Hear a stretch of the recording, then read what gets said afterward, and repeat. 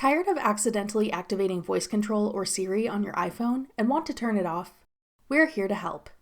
I'm Jessica, and in this video, I'll show you how to turn off voice control on iPhone.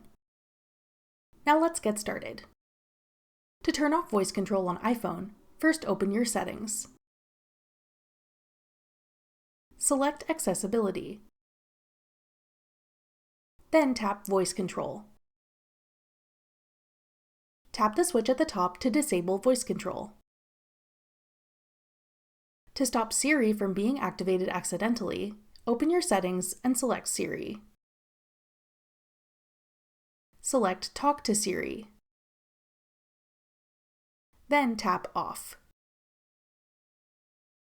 If you don't want Siri to be activated by holding down the lock button on the side of your iPhone, tap the switch labeled Press Side button for Siri to turn this off as well.